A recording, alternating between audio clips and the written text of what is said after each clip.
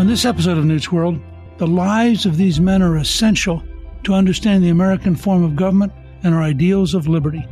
The Founding Fathers all played key roles in securing American independence from Great Britain and in the creation of the government of the United States of America.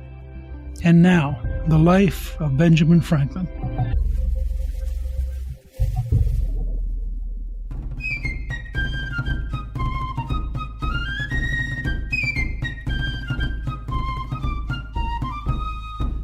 Of all of the Founding Fathers, other than George Washington, who literally was the moral strength in which America was created and really was the father of our country, but of all the other Founding Fathers except Washington, the one who most deserves to be considered an immortal was Benjamin Franklin.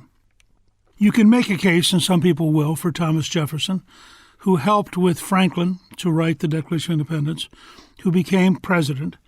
But for sheer scale of achievement, for range of ideas, for the number of different kinds of contributions, Benjamin Franklin literally is an immortal.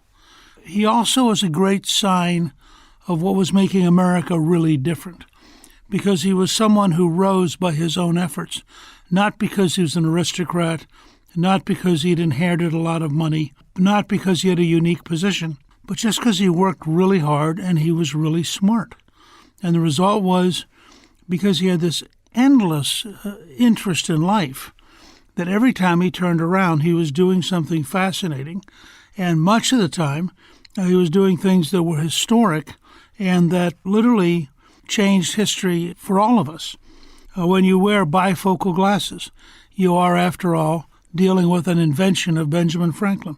When you think about having a lightning rod to divert the lightning so that your house doesn't burn up, you're dealing with an invention of Benjamin Franklin. The whole concept of constantly tinkering, constantly learning, the discovery of electricity, which is a true story. He goes out, he wants to figure out how electricity occurs, and so he flies a kite in the middle of a thunderstorm, and he attaches metal so that lightning hits, and he suddenly has discovered electricity. This was, at the time, comparable to Einstein in the 20th century discovering relativity. People across the planet were stunned that this American had undertaken what, if you think about it, is a very common sense, non-theoretical experiment. And that is sort of what marks Franklin.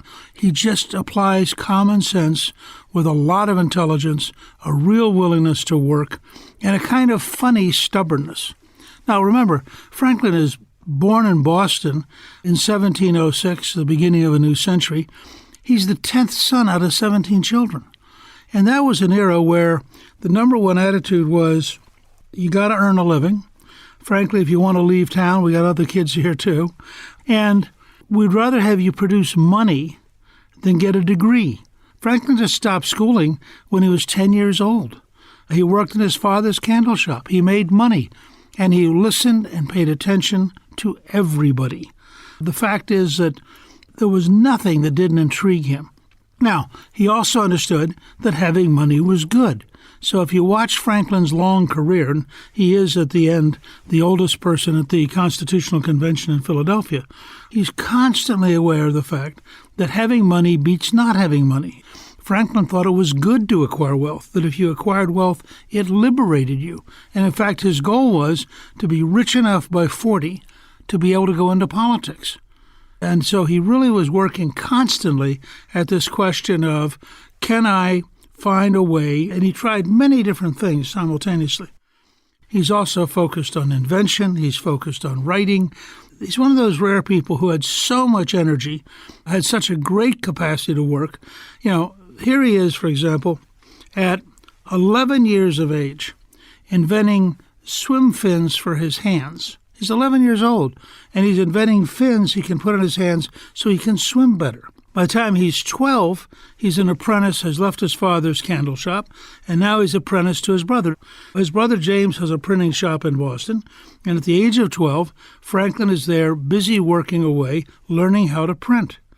His brother starts publishing the New England Courant, which is the first American newspaper to use literary ideas and humorous essays. And this will become an important part of Franklin's own style.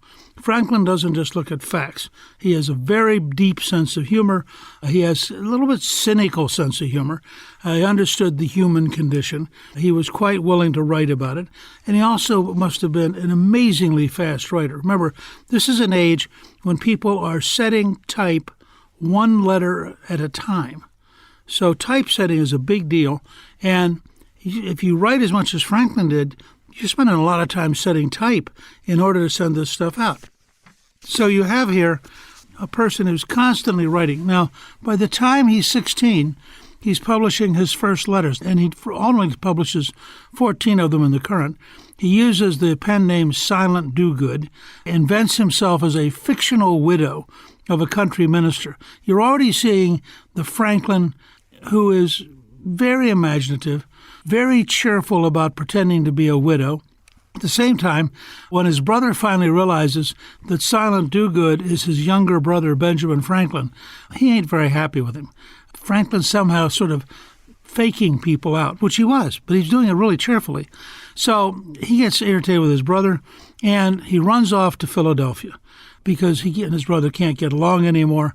Now, at this point, he is a ripe old 17 years of age. Philadelphia then was the biggest city in America, the most bustling, had the most commerce, had the most ships coming in from London. Franklin finds work as a printer with Samuel Kemmer, and he lodges in the home of John Reed, who at the time he had no idea, but ultimately becomes his father-in-law. Now, Franklin is a very sociable person, and apparently was a very good conversationalist. So people liked him. And you go to taverns, hey, we got an extra seat here. Come on over, Ben. Sit down and chat with us. And one of the people who did that was the Pennsylvania governor at the time, William Keith. So he gets to know Franklin. He says, why don't you set up your own print shop? Well, Franklin goes back to Boston and asks his father for a loan. His father says, Ben, you're not old enough yet to do this. So Franklin goes back and says to the governor, I'd love to do this. My dad won't loan me the money. The governor loans him the money. Now, here's a guy who has only been in town a couple of years and has made such a strong impression that the governor thinks he's a good business risk. Not only does he offer to pay the bill, he offers to send Franklin and pay for Franklin to go to London. Franklin gets to London, and a lesson that he will learn many times in his life, the governor forgets to pay for him to come home. So Franklin's stuck in London until he can find the money to come home. But he does come home. And when he comes home, remembering that he had been lodging with John Reed and he'd gotten to know Deborah Reed, he asked her to marry him. However, at this point in his life, he's only 18 years old. Deborah's mother is thinking, this is a guy who's a little bit strange. So she says, please be patient. But when Franklin is abroad in London, Deborah's mother tries to convince Deborah that she ought to marry John Rogers. But Rogers is really a bad guy. He spends her dowry, he runs up debts, he takes off for the West Indies, and they think he has died. Franklin, who has not gotten money from the governor to come back home, is working at Samuel Palmer's print shop in London in order to publish enough stuff to make enough money to be able to get home. And in 1725, he publishes his first pamphlet in London, which is called A Dissertation on Liberty and Necessity, Pleasure and Pain, and argues that humans actually lack free will and are therefore not morally responsible for their actions. Now, this is a fairly radical idea, and people sort of thought Franklin had lost his mind, but it does not in the long run, fit who Franklin is, because he certainly did, in fact, believe in free will and thought you could make your way, and later in life will write a whole series of articles and books about it. But it doesn't hurt him any. This is a guy who's learning the hard way that politicians don't always keep their word because the governor has not brought him back home. So ultimately, he does, in fact, get back to Philadelphia. It took him 2 years instead of one, and he sees Deborah, and poor Deborah is there with the guy who's run off with her dowry and apparently may have died in the Caribbean. So he tries to make her feel better. He gets his job back at Samuel Kemmer's print shop, And the very typical Franklin behavior. Franklin, all his life, will see an opportunity to get something done that requires founding an organization of some kind, because he understands that organizations create a life of their own. Well, he founds what's called the Junto Club.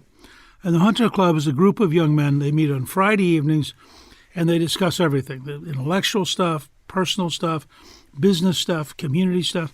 So it's a freewheeling dialogue, but it does encourage them to read books. It encourages them to think about ideas. It gives him a space to begin to create a personal following, because inevitably in any group, Franklin will be the smartest guy, he'll be the best storyteller, and he'll be the funniest person. So now he's been back home, he's worked once again for somebody else, but by 1728, he's in a position where he can now, at 22 years of age, open his own print shop with Hugh Meredith, and Meredith actually gets a loan from his own father. In 1729, they purchase the Pennsylvania Gazette from Samuel Kemmer. And at that point, Franklin begins to really roll because he likes to write. He can write a lot. He has a style that people are attracted to. And it both increases his name ID in modern parlance, and it begins to create more money.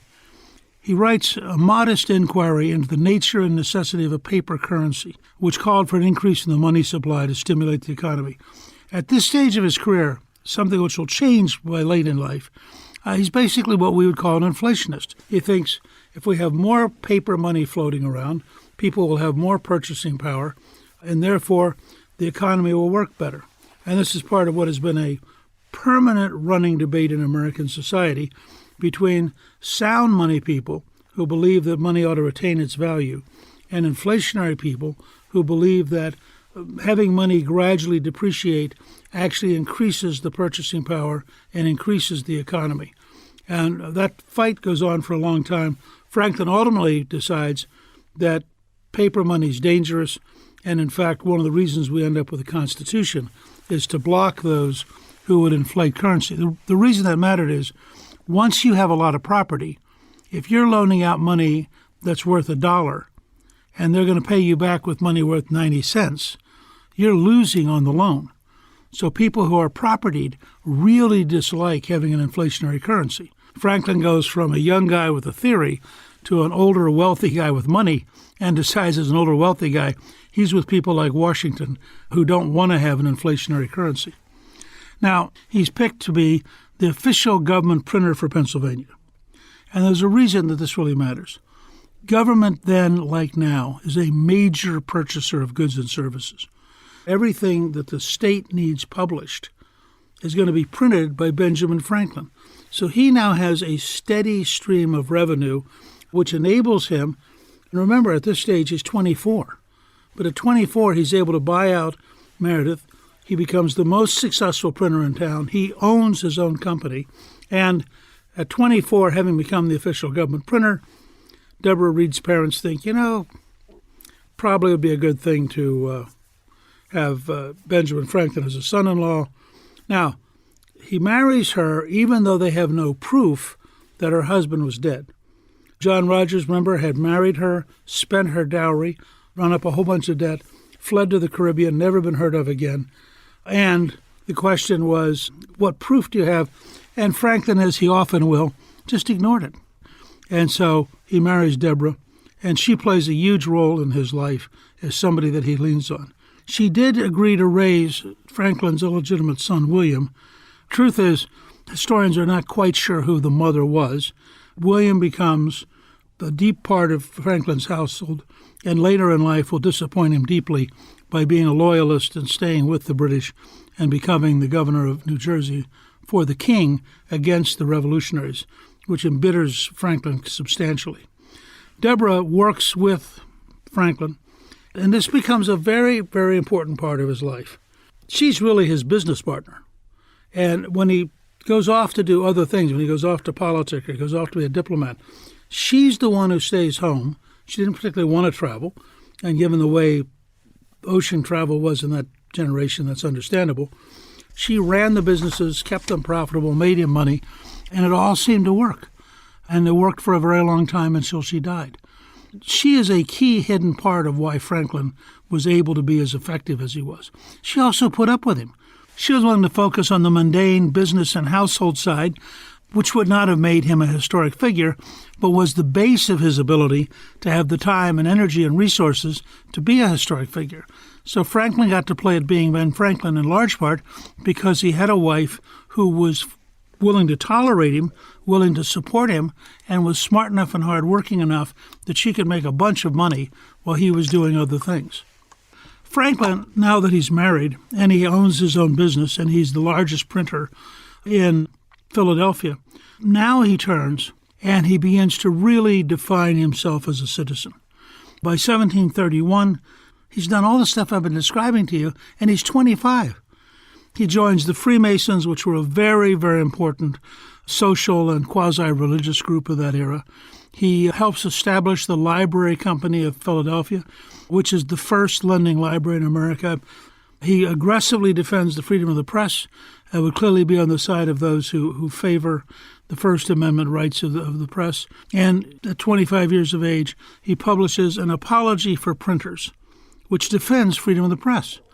He also enters into a partnership, gets more printing equipment, continues to get wealthier.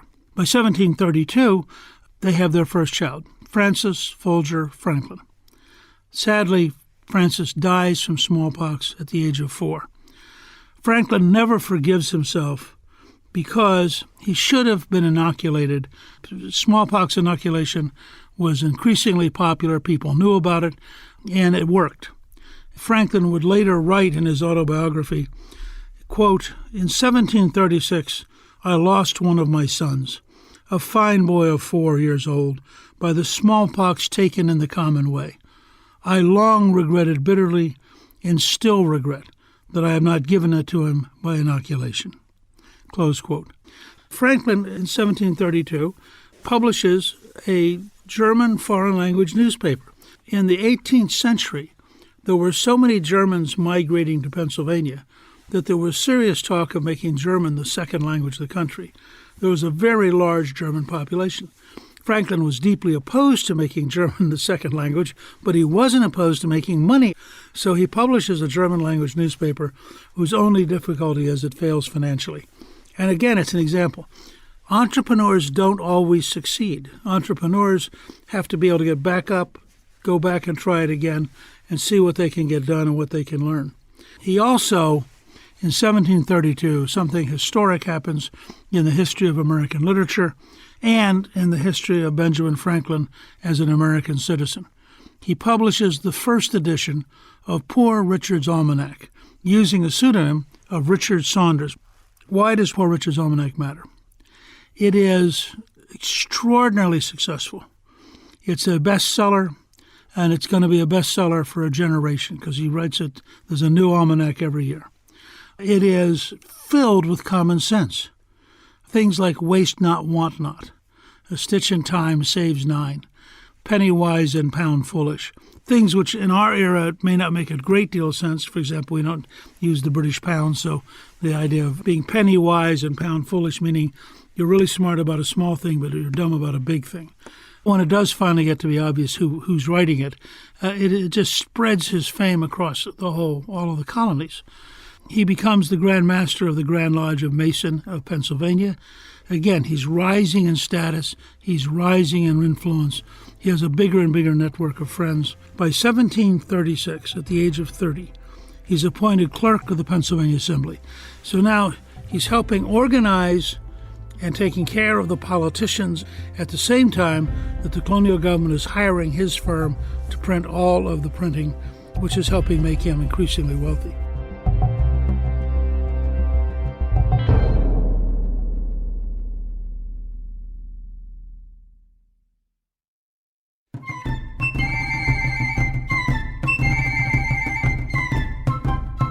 In many ways, Franklin's greatest business accomplishment came from the publication of Poor Richard's Almanac.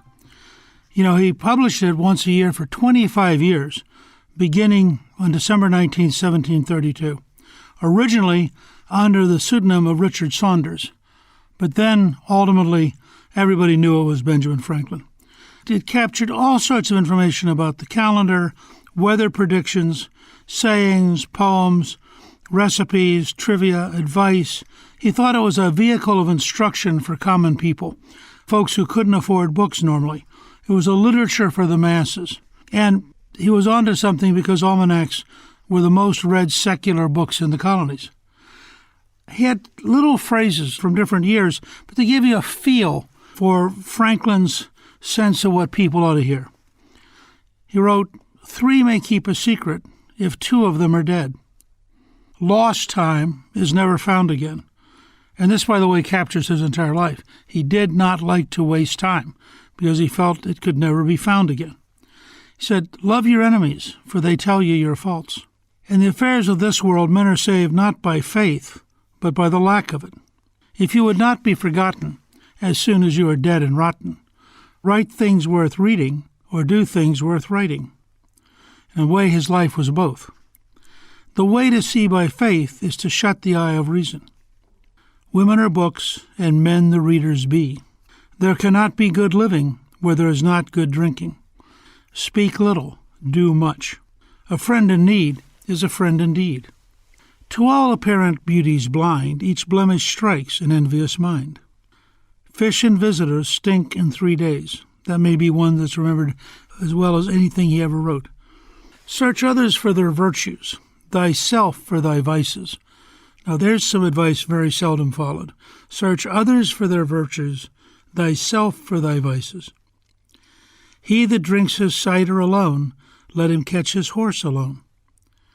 Fools need advice most, but wise men only are the better for it. So that was classically Franklin, somebody who listened to people, picked up common sense language, in effect wrote out a set of advice to everyday Americans, some of which he followed in his own life and some of which he cheerfully ignored. He helps organize the Union Fire Company of Philadelphia. And the duty of the Union Fire Company of Philadelphia was to train and organize firemen because the city is getting big enough. It's the largest city in the New World, and it's getting big enough that you need to have an organized fire department because you have a real challenge of taking care of houses that start to burn down. He also becomes the postmaster of Philadelphia. Now, this is, again, an interesting example of Franklin. He is now 31 years old. The British government appoints him postmaster of Philadelphia, which is, frankly, an office that makes money. Postmasters back then were commercial assignments, so they make money out of many different things. And then he does something which truly changes history, but in a way that's very practical rather than political. In 1742, he invents a freestanding cast-iron fireplace, which is known as the Franklin stove. Franklin stove, by the way, is still available today. You can go online. You can buy a Franklin stove. It was a very intelligent contribution to a better life because it used wood to generate heat with greater efficiency than the stoves which preceded it. And interestingly, in terms of Franklin, he didn't patent it. In fact, he didn't patent any of his inventions. His idea was, look, if it works for me and my life is better, why shouldn't you be able to build it and your life can be better? He thought of this as part of his civic life, and he's inventing as a citizen, not as a businessman. Now, on the business side, he's very tough-minded, and he's independently wealthy. But as an inventor, he just liked inventing things. And, of course, probably his most famous is the bifocal glasses. But he just had a constant looking at things, thinking, is there a way to do it better? Is there a way to do it differently? In the same time period, by the way, in 1743, when he does have a daughter, Sarah, they have her inoculated. They'd learned the lesson tragically from their son dying from smallpox. They're not going to take the risk. And the same year that his daughter's born, 1743, he writes a pamphlet called A Proposal for Promoting Useful Knowledge. And that leads to the American Philosophical Society. And one of the offshoots of the American Philosophical Society is the Academy of Natural Sciences in Philadelphia, which I first visited when I was about 10 and went to a couple months ago. It is a great institution. It has all of Lewis and Clark's material because at the time of the Lewis and Clark expedition, it was the only major science museum in the country. It's a remarkable place if you go to Philadelphia to go by and see it. He wakes up in the morning and thinks, oh, why don't we have a philosophical society? Well, because he writes so fast, I think I'll write a proposal for it. And by the way, since I'm a publisher, I think I'll publish it. So he's publishing his own pamphlet. At the same time, he's offering to sell Franklin stoves, and Franklin stoves sell very well. Now, he wasn't patenting it. Anybody else who wanted to could make a Franklin stove, but he didn't mind making money off it himself. By 1747, he publishes a pamphlet called Plain Truth and proposes the formation of a Philadelphia militia. Now, just think about it. This is a guy who wakes up in the morning, has a big idea, and writes it down and sends it out. And people are in the habit now thinking, I wonder what Franklin's up to next. What makes Franklin amazing is, at 42 years of age in 1748, he retires. He's now made enough money. He takes on a partner who gives him additional income the rest of his life, and the partner runs the daily operations of the printing business. And because he now has free time, he becomes a member of Philadelphia City Council. So now you have businessman, inventor, writer, now politician. And by the following year, in 1749, he writes Proposals Relating to the Education of Youth in Philadelphia. There's a great story by one of my favorites about Franklin, is at one point during his political career, he took a very unpopular position, and a number of people wanted to sort of browbeat him into giving it up. And so one evening he invited them to dinner. And they all came over to his house, and he had a very nice house. And they all sit around the dining room table, and he serves them this very strange porridge, which they all can barely eat, tastes so bad. And he cleans his bowl. And he says, gentlemen, this is actually sawdust.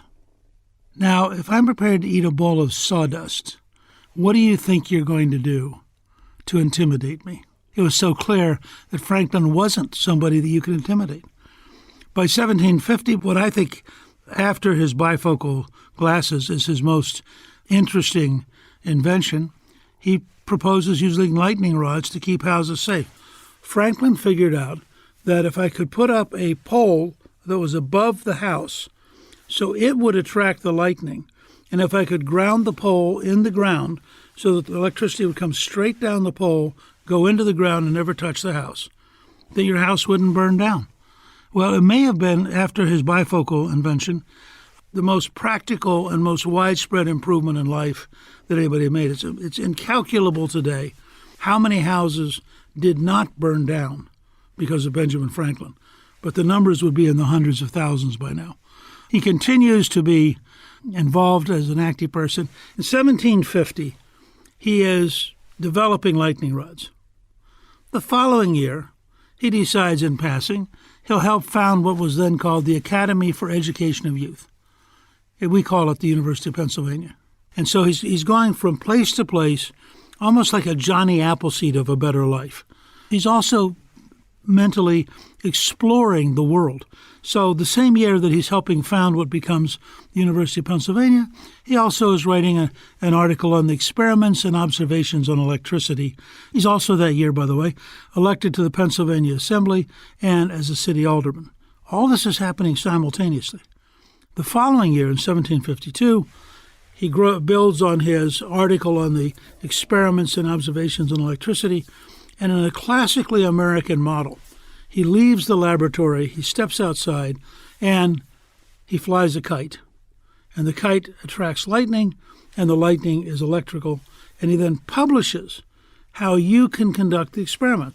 Because he thought through the key part, which is, all right, if you attract the lightning, where's the electricity going? And he made sure it wasn't going through him. He also, in passing the same year, now remember, he's making money, he's serving as a city alderman, he's serving in the Pennsylvania Assembly, he's still writing a lot, and in 1752 he founds the Philadelphia Contribution Ship. Now, what is a contribution ship? Well, you and I think of it as a fire insurance company. And so, literally in passing, he says, if we all contributed a little bit, then if one of us had our house burned down, we could collect on the value of the house based on our contributions. And so the Philadelphia Contribution Ship sets the base for a mutual fire insurance company, which becomes a model that's very, very widespread. The next year, in 1753, he's appointed Deputy Postmaster General of the Colonies. Now, think about this. The British government now is saying to Franklin, we trust you enough, we think you're smart enough, we think you're a good enough businessman. We want you to help run all of the post offices in the entire 13 colonies, which, of course, also gives him an excuse to learn more and more and to think beyond Philadelphia and think beyond Pennsylvania. Now, he'd already been born and grown up in Boston, so now he has an increasing sense of the east coast of the United States, the Atlantic coast, and all the different colonies from Georgia up through Massachusetts. He also, that year, 1753, he gets the Copley Medal, which is the highest award the Royal Society of London can give. So he's being recognized worldwide as a scientist. He is the postmaster for all of the colonies. He is serving in the city government, the state government, and he's active in founding various organizations, and he's continuing to be a scientist. All of this is simultaneous, and as a scientist in passing, because remember, never went to graduate school, never took a science course, he is recognized as a worldwide contributor because of the work he's done on electricity. He's also concerned about what we would call national security, and he's concerned about the French and Indians in the West.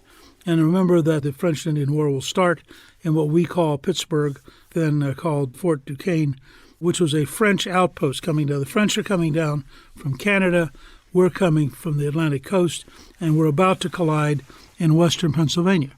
And in 1754, Franklin prints a cartoon, Join or Die, which argues that the colonies have to work together in confederation, they have to protect themselves, that no single colony is going to be capable of developing its own defenses. Now, this is a pretty radical view at the time, and one of the signals it's a radical view that year, 1754, is the British government fires him. They say, you're now not the Deputy Postmaster General, your political views are too radical, and for the first time, Franklin is faced with the consequences that if he really believes what he says he believes, he's going to pay some real cost for that. In the midst of all this, in 1755, Franklin, with Dr. Thomas Bond, founded the Pennsylvania Hospital, the nation's first hospital focused on the sick, the poor, and the insane. And again, when you go to Philadelphia, you just see case after case of Franklin's impact 200 years later. The French and Indian War, starting in 1756, and you remember that it's Washington who plays a leading role in starting the French and Indian War. Franklin was asked to lead Pennsylvania militia against the French, who were defeating the English troops. Accompanied by his son, Franklin fought mercilessly to take back land, establish new forts, and push back against the French forces. He served as an officer in the militia without even receiving pay, because his devotion to duty was so deep. He was a wealthy businessman, so he could afford to be a volunteer for free. In 1757, while the French and Indian War is underway, Franklin is elected to go to England to talk about colonial disputes with Parliament. He stays for 5 years. And this is, I think, one of the most important examples of change in leading up to American independence. Franklin leaves the colonies as a loyal British servant. He finds out over time that, in fact, he'll never be accepted. He can be wealthy, doesn't matter. He can be a world-class scientist, doesn't matter. He can win elections back home, it doesn't matter. He can be the funniest, best storyteller in the room, doesn't matter. He's not an aristocrat. He's never going to be accepted as an aristocrat. And I think it's the bitterness of beginning to realize that which begins to turn him against the English government and make him begin to think of himself as an American. He stays from 1757 for 5 years, goes back to Boston for 2 years, and in the process, he invents the glass harmonica. This was a very sophisticated device which made a series of sounds. It was widely received, probably ranked along with the lightning rod and the bifocals and the Franklin stove among the most widely received of Franklin's inventions. Both Beethoven and Mozart used Franklin's harmonica. By 1764, he loses his seat in the Pennsylvania Assembly, but goes back to London as a colonial agent. And the next year, 1765, the Stamp Act is passed by the House of Commons. Remember, the Stamp Act is designed to raise money from the Americans to help pay the cost of the French and Indian War, which the British reasoned had protected America from attack, and therefore the Americans ought to bear some burden. The Americans, of course, resented the idea, did not want to pay the Stamp Act, and that was the beginning of the deep disaffection that would ultimately lead to the Revolution. Because Franklin knew that Americans were against it, in 1766, just 1 year after the act was passed, he testifies in the House of Commons in favor of repeal of the Stamp Act, proving that his loyalties are to the colonies. Yet the very same year, while he's testifying in the House of Commons, he's elected as a member of the Royal Society of Sciences. He may not be an aristocrat to the aristocrats, but he's clearly an aristocrat to the scientists, and they have the greatest admiration for him. While that's going on, the British troops are being sent to Boston. The British government's getting tougher and tougher. The fact is that Franklin was committed to representing the American side. It's also in this period that his daughter Sally marries Richard Bach. Franklin really wanted her not to do that because Bach's situation financially was bad, and he was afraid that Bach was just marrying her for her money.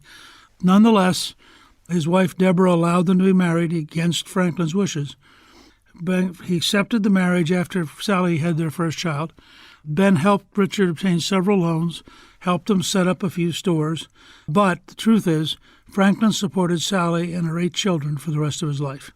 He was, in fact, a very generous family man and was deeply concerned about his family, even if he didn't spend very much time with them. By 1769, the American Philosophical Society, which he had helped found, has elected Franklin as its president. And then they re-elected him every single year after that until he died. So he's the head of the Philosophical Society. He's inventing musical instruments. He's inventing practical things like the Franklin stove, the bifocals, and lightning rods. And then the Boston Massacre occurs. British troops shoot at colonists. The whole colonies are upset and are afraid. And Franklin tries to find a way to bring Britain and the colonies back together.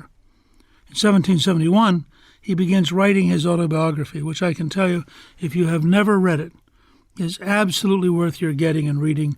It's a remarkable book. It's very candid. It's very wise. I don't care who you are. You will learn things you'll apply to your own life if you read Franklin's autobiography. In London, he gets a series of letters. Some 13 letters come to him from an anonymous sender. The letters had been stolen. There were correspondence between the Massachusetts governor, the royal governor, Thomas Hutchinson, and the royal lieutenant governor, Andrew Oliver, who are writing English authorities. Somehow, these letters had gotten stolen, and they were given to Franklin, who then sends them to Samuel Adams and authorizes them to be shown to the members of the Massachusetts Committee of Correspondence, but not copied or published. Now, this clearly is a totally inappropriate act and will begin the process of really alienating the English in Franklin. By 1773, the Stamp Act not having worked, Parliament passes the Tea Act, which then leads in Boston to people dressing up as Indians and dumping the tea in the harbor in what we call the Boston Tea Party. And interestingly, Franklin, who of course was from Boston originally, has real ties emotionally back to Boston as well as to Philadelphia. That same year, the Massachusetts Speaker, Thomas Cushing, gives the letters that Franklin had sent to the Massachusetts House, and the House concluded that Governor Hutchinson intended to overthrow the Constitution. They decided to petition for Hutchinson and Oliver's removal. And despite Franklin's wishes, the letters were published in the Boston Gazette.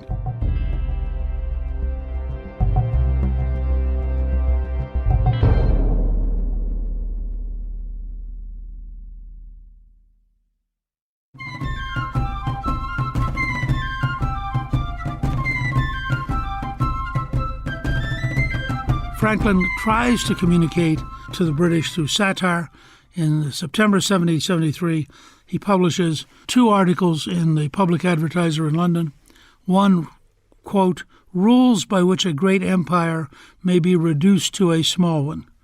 and the second, Edict by the King of Prussia. Both of them are satirical, and both of them attack the British attitude toward the colonies. Now remember, at this point, the aristocrats aren't amused.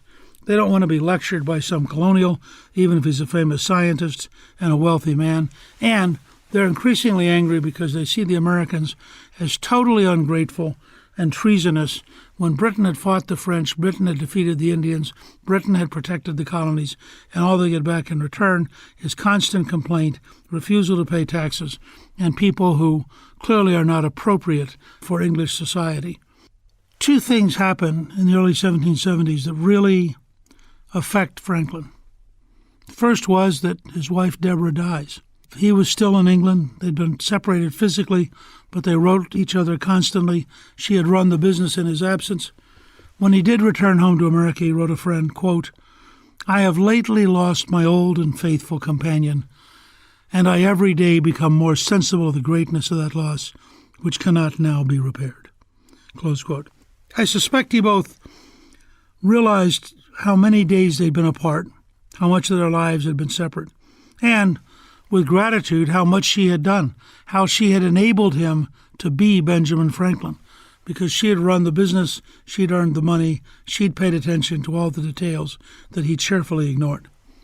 But the other thing which happened in the 1770s while he was still in London, when word reached Great Britain that the official letters of the governor and the lieutenant governor had been somehow submitted to the House of Commons of the colony, there was an enormous uprising in Britain of interest.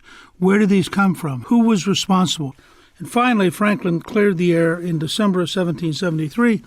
He wrote a brief note to the newspapers saying, "I'm the person who released him." Well, that guaranteed that the Privy Council, which was in effect the highest political judicial body in Britain, would see him and would demand to know what he was doing and why he was doing it. And he went twice. The first time he went, he frankly thought they were going to inquire about what had happened with Hutchinson and Oliver, the governor and lieutenant governor, and why were they in such trouble. Instead, he found that the Solicitor General of Britain attacked him for a full solid hour. And when they said, "Okay, it's your turn," he just stood there quietly and said, "I didn't realize this was the point of this, and I want a lawyer." And they agreed he ought to have a lawyer. So 2 weeks later, they came back together. But in the interim, the Boston Tea Party news had reached Great Britain that the Americans had dressed like Indians, gone into the harbor, thrown the tea from the East India Company into the harbor, destroying it. And there was a high sense of rage in the governing class in Britain. And so when Franklin shows back up, he is attacked for several hours in a very direct and aggressive and nasty way. And it's quite clear that he is the target and that there's nothing he can do to defend himself. He is wearing a blue coat, which, to show how Franklin's mind worked, he will wear again when he signs the peace treaty declaring the United States to be free and independent. And somebody said, "Why do you have this old coat?" Remember, the peace treaty now that he's signing is more than a decade later. And he said, "For a little sense of revenge." Franklin was not a man who one could attack easily or lightly or expect to ever turn the other cheek. So he goes home having been attacked by the British elites, and now he is clearly committed to independence. He's elected as a Pennsylvania delegate to the Second Continental Congress, and he also, ironically, having been fired by the British as the Postmaster General, which happened the day after the Privy Council meeting to punish him, he is now elected as the Postmaster General of the colonies by the Continental Congress. So at the very moment that the British are losing control of the post offices, they're being turned back over to the guy who had been in charge of the post offices on behalf of the king. So Franklin knew what he was doing and how to do it. In 1776, he's asked to be one of 5 people who draft the Declaration of Independence. And he is clearly a key figure who people trust and plays a significant role in working with Jefferson and Adams to get the final draft of the Declaration of Independence approved by the Congress. Then he's asked to go to France to be a commissioner from the Continental Congress. in order to get the French to help us. Remember, at this point, without the help of France, the United States will lose the war to Britain because we'll have no money, we'll have no ammunition, we'll have no uniforms, we'll have no effective navy. And so this was life and death. And Franklin, who had the great advantage of being a world-famous scientist, is a very major player. And because he's also so personable, so amused by life and so engaging with people, he became a very, very widely admired and liked diplomat. Franklin plays a key role, is in Europe, not in America, works very hard to keep the French on our side. And then, after Cornwallis surrenders at Yorktown in 1781, effectively ending the military part of the war, Congress appoints Franklin, along with John Jay, John Adams, and Henry Lawrence, to be a commissioner to negotiate peace. And in 1783, they complete the negotiations and they sign the peace treaty. Franklin, by the way, is the toughest, most hard-nosed person on the question of whether or not there should be any compensation for Tories who had stayed on the side of the British, and said absolutely no. These people were traitors. They should not get a penny. And he was just firm that that was not going to be part of the agreement. They signed the peace treaty, as I said earlier, with Franklin wearing the same coat that he had worn back when the Privy Council tried to humiliate him. And Franklin then returns, because now he's no longer totally drowning in being a diplomat, so he returns to being an inventor and a commentator. In 1783, we complete negotiations. We sign the peace treaty. Now the colonies are independent states. And 1 year later, Franklin writes, quote, "an economical project for diminishing the cost of light," which is, in fact, the first document proposing daylight savings time. He does this in passing. He just thinks to himself, gosh, wouldn't it make sense if we changed so that we had more time, more daylight? And he writes this out. And, of course, well over 100 years later, it begins to be implemented. So the daylight savings time that we currently celebrate can be traced back to an idea from Benjamin Franklin. Then the same year, he invents the bifocal glasses. As he's getting older, he notices that he has one pair of glasses for seeing up close, one pair of glasses for seeing in the distance. He's constantly taking off one, putting on the other. You always have to carry extra glasses. And he thinks to himself, well, what if I arrange it so when you look down, which is what you do when you're reading, you have close vision, and when you look out, which is you're looking up, you have distance vision. He goes to the Constitutional Convention in Philadelphia in 1787. He's the oldest person at the convention. He occasionally falls asleep during the sessions. But he also, when the convention is about to melt down in bitterness and in hostility between the large states and the small states, in his most important intervention, he says, why don't we suspend for a day, have a day of prayer and fasting, and have various ministers come in and pray to us to get ourselves back on the right mindset, which is in fact precisely what they do. And a very famous moment when he is leaving the Constitutional Convention, having completed the work, and the lady says to him on Independence Hall steps, "What have you done?" And he said, "We have created a republic if you can keep it," and understood thoroughly that in the long run it would be up to the American people whether or not it would work and whether or not it would survive. I want to just comment, to go and stand there at Independence Hall and think about the people who signed the Declaration of Independence, to go across to the great new Constitution Center, which is just remarkable, to go to the Franklin Institute, and to realize again and again the impact that this guy had, to take a map and go around and see all the different places where there are universities or insurance companies or libraries or fire departments, things that Benjamin Franklin created in his lifetime. By 1788, he's beginning to realize that 82 years of age, he likely doesn't have many more years left, so he writes a will leaving most of his estate to his daughter Sarah. In 1789, he's elected president of the Pennsylvania Society for Promoting the Abolition of Slavery. Here's a guy who constantly, endlessly fought for human freedom, who steadily spread the opportunity for freedom, and who at the end of his life is working on the abolition of slavery. In fact, submits the first anti-slavery petition before the U.S. Congress. He had had slaves very early, 2 slaves who worked in his household, but when he was young. But as he got older, he began to think this is an evil institution, and if you believe in the principles of the American Revolution, if you believe in a declaration that says we're all created equal, it's simply wrong. And at a time when it was still a very, very radical position, he was actively in favor of the abolition of slavery. Ultimately, in 1790, he dies. Washington is now president. The country is established. He leaves behind a fair amount of wealth for Sally and her husband, but he leaves behind for the world a whole series of inventions and breakthroughs and understandings that are just astonishing and that ultimately improve the lives of millions and millions of people.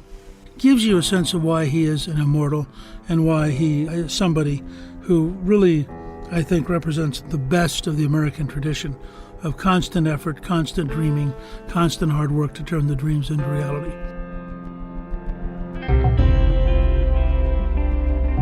You can learn more about Benjamin Franklin on our show page at newsworld.com. Newsworld is produced by Gingrich 360 and iHeartMedia. Our executive producer is Garnsey Sloan, and our researcher is Rachel Peterson. The artwork for the show was created by Steve Penley. Special thanks to the team at Gingrich 360. If you've been enjoying Newsworld, I hope you'll go to Apple Podcasts and both rate us with 5 stars and give us a review so others can learn what it's all about. Right now, listeners of Newsworld can sign up for my 3 free weekly columns at gingrich360.com/newsletter. I'm Newt Gingrich. This is Newsworld.